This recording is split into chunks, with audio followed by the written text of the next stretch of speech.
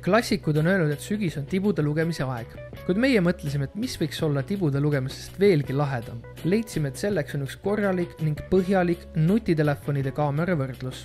Et test oleks veelgi erapooletum, ausam ning ülevaatlikum, palusime sel korral appi fotograaf Tõnu Tunneli. Fotograaf leitud, ulatasime talle suurte tehnikatootjate tänavused lipulaevad. Apple iPhone 6s, Samsung Galaxy S6 Edge Plus, Sony Xperia Z5, HTC One M9 Plus ning LG G4. Ilma pikema keerutamiseta asume testi juurde. Ainult ühes suunas, okei, siis ma panen ümber mõtlema.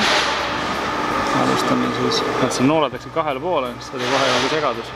Mulle tundub, et ma võiks nagu mõlemal poole alustada. Teeme siis nii. Ma ei näe, et panoraamil saaks panna kaamera, manuaalsed settinguid panoraama. Seda tõenäoliselt lukustab säri aja või midagi ära.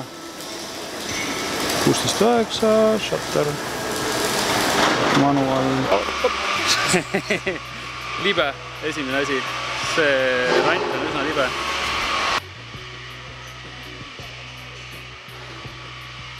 Tundub, et selle on nii täpseid manuaalsettinguid ei olegi, on lihtsalt brightness ja värvi ja temperatuuri nihutamine tunde järgi. Võib-olla on ka okei, aga teisel oli see preview oli oluliselt parema kvaliteediga. See meenutab mulle sellist algusaegade telefoni kaamerat.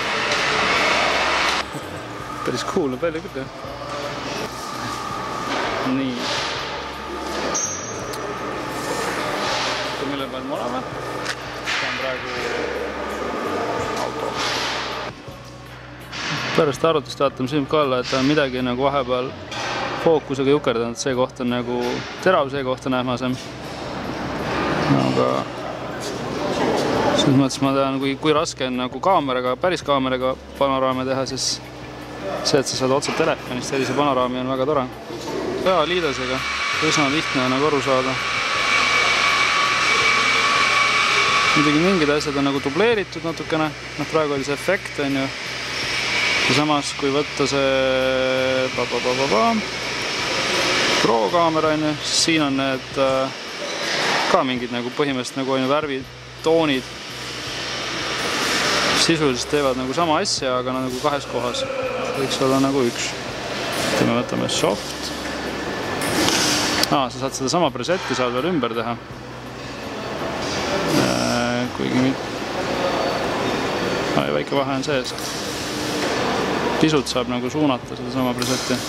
Päris cool. Nüüd üks salvestab siia ära ka. Ongi reset ja save on üleval nurgas. Neid saab veel nagu omakorda ise ümber teha. Tegelikult põhimõtteliselt võimalik siia ka nagu nende baasil mingid ongi T1, T2 on siis tõenäoliselt nagu kasuta enda jaoks.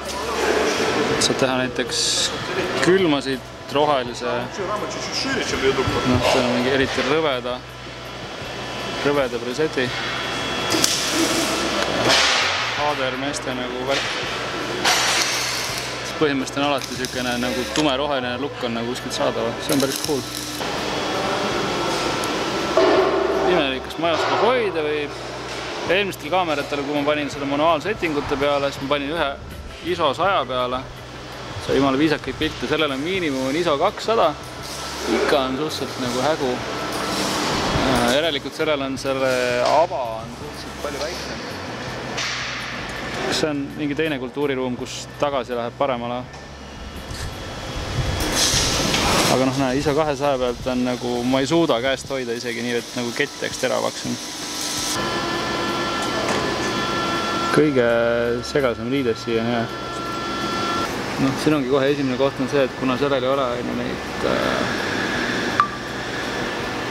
äppi sul ei ole, millega manuaalselt ja kõik kasutada, siis anname kinni sellega, mis meil on.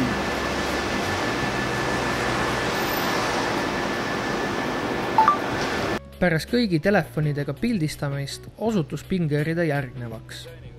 Esikoha pälvis LG G4, teiseks tuli Samsung, tugevad kolmandat kohta hoiab iPhone ning palju kiidetud Sony jäi neljandaks ja viimase kohaga peab leppima HTC. Ma olen kunagi mõelnud LG-d nagu osta. See on tegelikult üllatavalt hea, sest ta ei ole ka standard, tal on oma mingi kaamera äppi ja asjad. See on ausalt praegu minu lemmik.